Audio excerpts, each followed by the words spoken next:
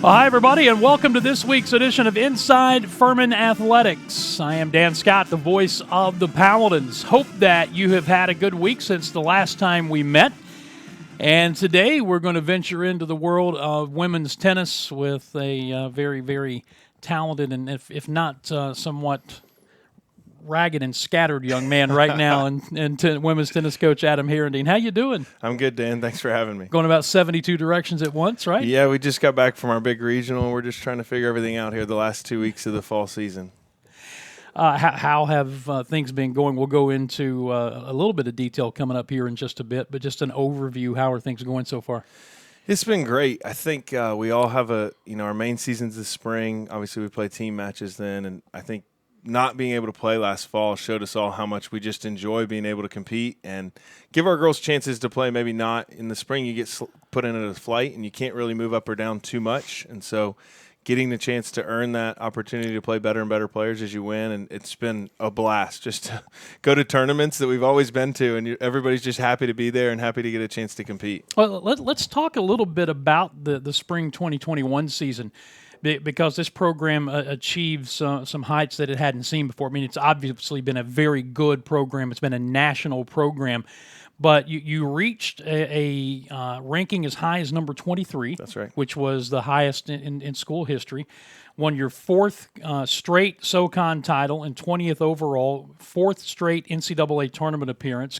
Katerina Kazarov won the SoCon Player of the Year award for the third time. She was ranked as high as number 7 as a singles player, and All-American. There's a lot of good things going on in this program. Yeah, it was just one of those years. It was really special. You know, as we were building the schedule, we said, we're going to go after it. We're going to play as big a schedule as we could, and unfortunately our girls rose to the occasion, and we actually really gave them a lot of say. During COVID, I remember we had a Zoom, and we said, we think we can be really good, but we want you guys to be on board with this, and we're going to make some changes to the way we schedule, and our girls all said, let's go for it. And we got on a roll and played some unbelievable doubles, and we're just really strong in singles, and so it was a lot of fun. You know, you beat number 16 Wake Forest, number 18 South Carolina, you beat Alabama, you beat Virginia Tech, you beat Clemson. I mean, that's no small task. And we did most of that in the same week. We beat Alabama on the road on a Saturday, Wake at home on a Sunday, South Carolina the next Wednesday on the road, defending SEC champions, and then Virginia Tech that Saturday on the road. It was one of the craziest weeks I've ever had. You may have considered retirement right there. Right? Go out on top? Well, it was one of those deals. We added one of the matches late, and the coach said, we'll play you on this day. And I was like, I told my assistant guy, I said, I don't want to play that day. It's a crazy week. And we were like, but we're going to go beat them. And sure enough, we beat them 7-6 in the third, and the rest is kind of history. So. And you'll never hear from that coach to schedule you Probably again. not. Yeah, it's funny. Bob Ritchie and I have this conversation all the time about his basketball team and some of the difficulties they've had the last 2 or 3 years in getting non-conference games scheduled. When you're 9 and 24, Everybody wants to play you. And right. When you win 25 games back-to-back seasons, you beat the defending national champs Villanova like they did 3 years ago. You beat Loyola Chicago, a Final Four team, the week prior to that. Suddenly it's hard to get games. So are you finding that to be the case as far as scheduling now, or does the same rule apply in tennis? I think the benefit we have is our national ranking is high enough so that these teams almost need to play us. Mm-hmm. And our ranking system, you actually get bonus points for winning on the road. So we've had some teams actually say, we want to play, and we actually want to come to you because we want the bonus points. And last year we made them pay for that. So we'll see this year, how that works out. But we definitely run into that where teams go, I mean, they'll flat out tell you, they'll just say, you guys are too good. We're not going to play you. And you kind of take it as a compliment, but at some point you're like, at some point you're going to play us, Yeah. So. Play us now or play us later, right? That's right. All right, let's talk a little bit about you. It was just announced on September the 22nd that you had reached a contract extension. You're in your 7th season here, so anytime you can announce a contract extension, that can only be beneficial for recruiting, right? Sure. Yeah, I mean, that's something we were really, really happy about. My family loves it here, and we love our team. We got an incredible group of girls, and so we're thrilled to be committed to be here, and we think – one of our mottos is the best is yet to come. We think that there's more in store for Furman women's tennis, and not just the results on the court. We think we can get even better, and the fall shows some promise towards that. but we think we can continue to develop, the type of student athletes that Furman can be proud of and that are going to go on to do significant things in their time after Furman. Just the fact that you were able to attract, get, and develop a national level player like Katerina Kazarov speaks a lot about this program. The trick then as a head coach is to continue to bring in those type of players. Yeah, she's special, maybe a once in a generation, but talent of that level, continue to bring in those type of players. That's right. And I mean, and sometimes recruiting, you just don't know. I knew she was actually our first recruit when I got here. And so you're real nervous when she got on campus how good she's going to be. And that freshman year, she played 4 singles on a team that was not nationally ranked, but then continued just to improve. And so much of that is on just getting the right kid that still wants to get better. A lot of these kids, the best college players, a lot of them are going to college because they couldn't. In their mind, they gave up on being a professional. And we want the kids that still want to get better. And we tell them every day, it's the challenging option. Your professors are going to challenge you. We're going to challenge you to be top 25 in the country. And so it's the hard option, but it's the option that's going to help you develop the most as a person, most importantly. How does international recruiting play into this? Because tennis, like soccer, for instance, you tend to see a lot of international players. Yeah, we probably have more domestic players than any team we play. Mm-hmm. And some of that is just the nature of Furman and our reputation in the tennis world. These top girls want to come and play at Furman, and they choose to maybe not go to the SEC or ACC school to come and we say be a den. Mm-hmm. So, but I think it's important to have that diversity on your team and to have the best players you can get. And so a lot of times they're not able to go and see them play. So you watch a video and you're using connections you have, but at the end of the day, whether you know the kid or not, you're still not sure what they're going to do when they get to campus. But we've been really fortunate with the kids that we have, and a lot of it's our upperclassmen taking those kids under their wings and saying, this is how we're going to work, and these are the expectations. And we're going through that a little bit right now, trying to show our younger girls that the expectation's higher than they've ever felt, but it's worth it. I've tried to broach this subject with every coach that we've talked to. Being able to play this fall, obviously, I'm sure you appreciate now more than any other time in the past because you had the previous fall taken away because of COVID. So not only are your true freshmen going through this for the first time, but really your sophomores are going through this for the first time. How has this been, and how do you feel you were able to negotiate all of the unknown of COVID? Well, we were hit with this pretty hard. The first tournament of the year, we hosted the Debbie Southern Fall Classic, which is, I'm biased, but the toughest tournament in the country. I mean, we have all the SEC, ACC, and then Texas and Ohio State come. And we were getting ready for the tournament, and I kept getting questions I don't normally get, like, what's the schedule? What time do we play? And I'm like, guys, it's the same every year. And then I realized we only had a couple girls on our team that had actually played the tournament. Mm-hmm. And so it kind of helped us learn really early on. We got to assume that this is all new, even for our seniors. I mean, we have a senior that came in January the last year, so she's played 1 Fall Classic, and so trying to get them to just be ready for anything is something we're always talking about. I think at Furman we get a very organized. Our girls are more on top of their schedule. They want to know what we're doing in 6 months and kind of going, hey, you don't know what's coming, but that's just like a match. You don't know when somebody's going to make an adjustment in the second set, and you've got to make the adjustment back in the third. And so it's been a learning process for everybody. I mean, the last 2 years are unlike any we've ever experienced, but I think our team has really handled it well. We've really seen the benefit just of playing this fall. We have a lot of girls who've had nationally ranked wins against top players that in the spring they don't get a shot at because maybe they have to play higher in the lineup to have that opportunity. So we've just been really grateful just to have those opportunities. And like most coaches on this campus, you became a Zoom master, right? That's right. I mean, our freshmen, all 3 of them, we have 4 freshmen, one of which is injured right now. So the 3 that are playing, they set foot on campus, and we hadn't seen much of them. We didn't know them well, and we just couldn't be more glad with the type of kids that we got, and they're good tennis players too, so that doesn't hurt us either. You have to be discerning as a coach anyway when you recruit. The challenges of recruiting kids who you could not go see play in person, only watching video, only interacting with them on Zoom. They could not come and visit this campus for a long period of time. I mean, it really upset the proverbial apple cart in every way imaginable. How were you able to negotiate your way through that? Yeah, to us, the biggest part actually, we have recruited internationals without seeing them for a while. So we'd actually seen the two American girls play a little bit, not nearly as much as we would in a normal year. But for us, it was not seeing them with our team. You know, you can connect with a kid and you don't know what they're going to be like with the team. So to me, that was the most unnerving thing. And there just wasn't anything to do about it. I mean, we connected them with each other and hoped that good things happened. But I think my assistant coach, Kylie, was fantastic at organizing Zooms with recruits. And we were able to, even in a Zoom setting, get on and be able to share the vision of our team. And to be honest, I just think we did it better than most people, and the recruiting class shows.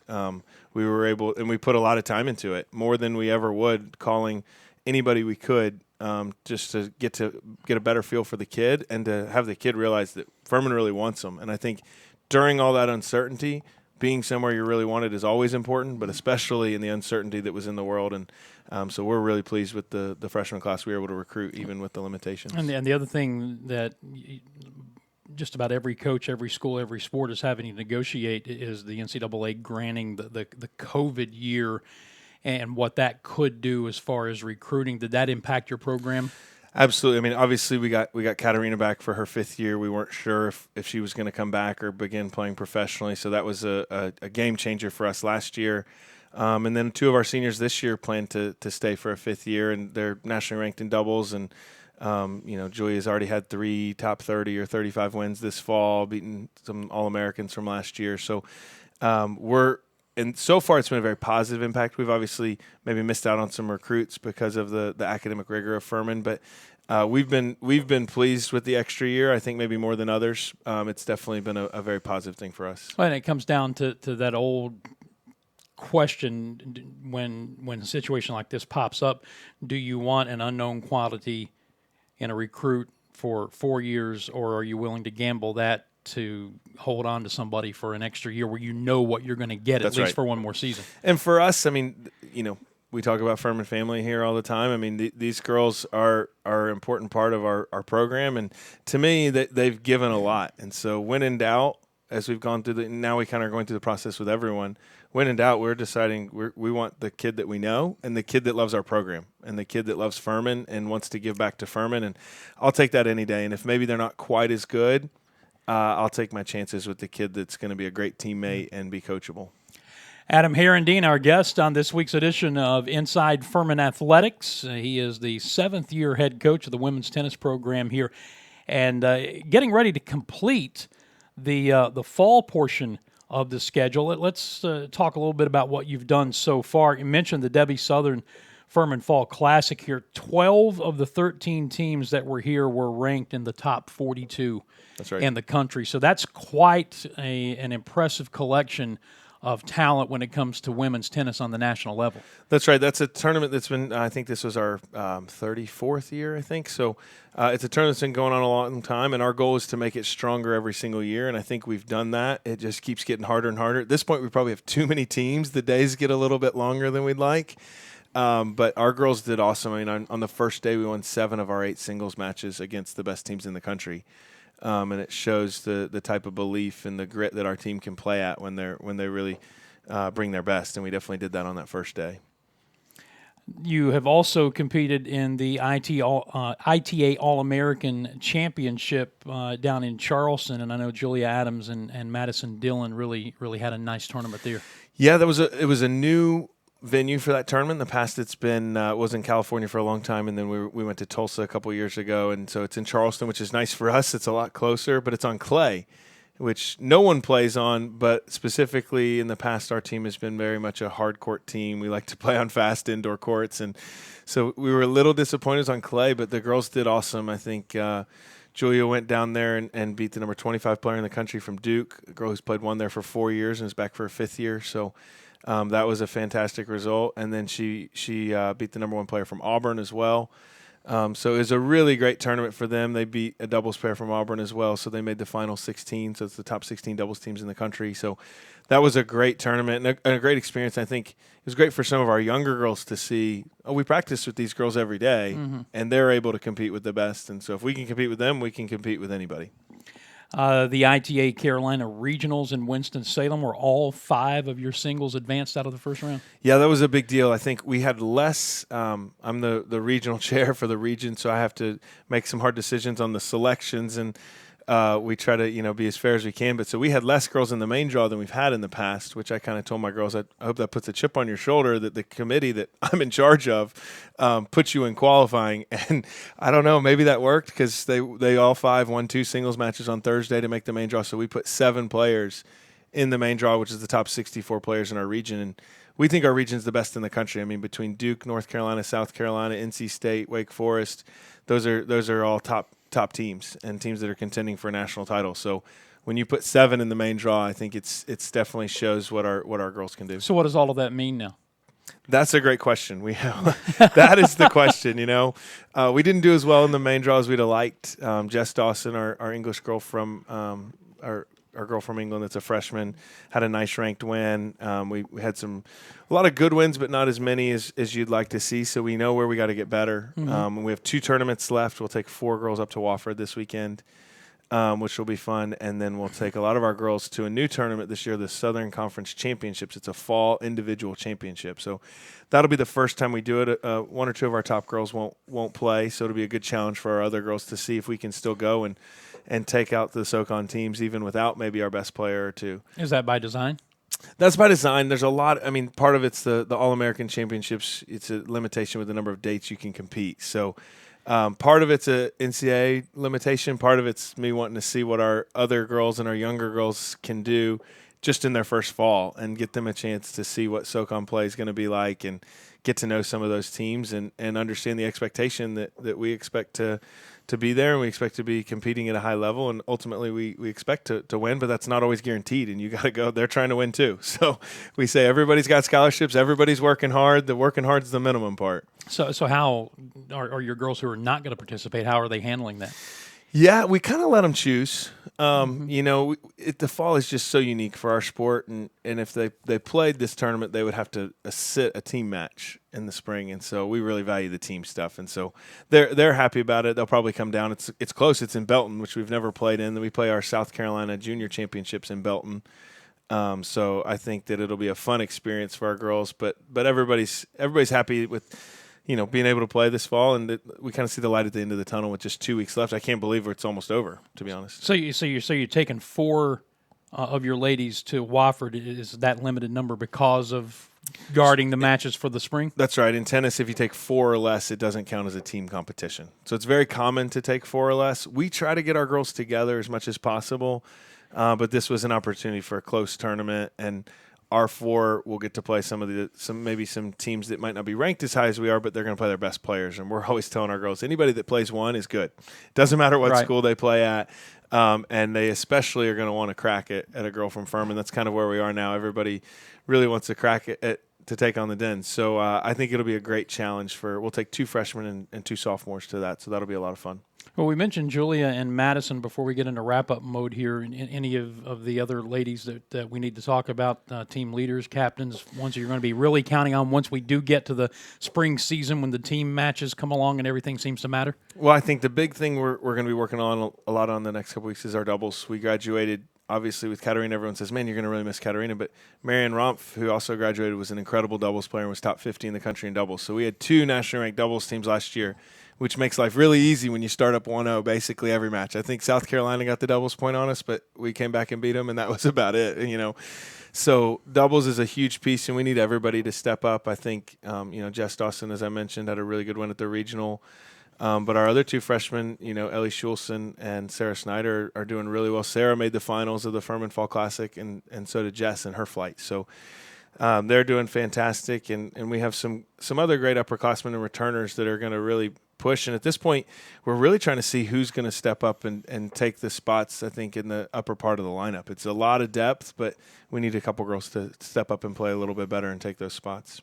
Well, and using these upcoming matches with your younger players is going to give you a little bit of not a little bit, it's going to give you a lot of data to analyze when it comes time to start thinking about what you're going to do in the spring. That's right, and the spring starts fast. I mean, we'll come back in early January, and we play a individual tournament with UNC Charlotte, who's a top 50 team, and we'll play a bunch of singles and doubles against them. And then before you know it, January 15th is here, and we're playing VCU, which we beat them 7-0 last year, but they have a very good program. We respect they're an NCAA tournament team.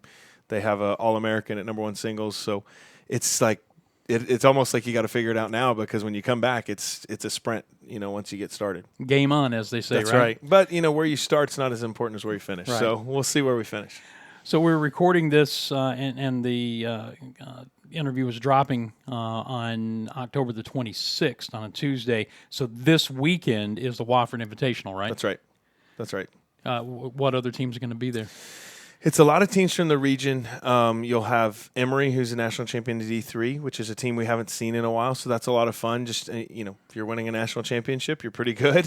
And then it'll be Wofford and a couple big South teams. Arkansas State will make the trip over. So a lot of teams we haven't seen. So it's a tournament I don't believe we've played this tournament in a while. So we're excited to see some different teams. And then in the SoCon championships, it'll be Wofford, Chattanooga, and Mercer. So we haven't seen really any of the SoCon teams so far this fall, with just playing the Fall Classic and the All-American. And at regionals, a couple of them are there, but we didn't run into them too much. So we're excited to kind of get our girls an experience at some conference play, which at the end of the day, that's the most important part of our competitive schedule. And that SoCon Fall Championship, November 5th through the 7th in Belton. And you said this will be your first time playing there? Yeah, it's a tournament. We tried to start it last fall, and then COVID hit. We had all the teams ready to play it, which would be really exciting to have 8 teams and everybody bring 4 players. But after COVID, a couple teams pulled out, so it'll just be 4 teams, and we're all bringing more than 4.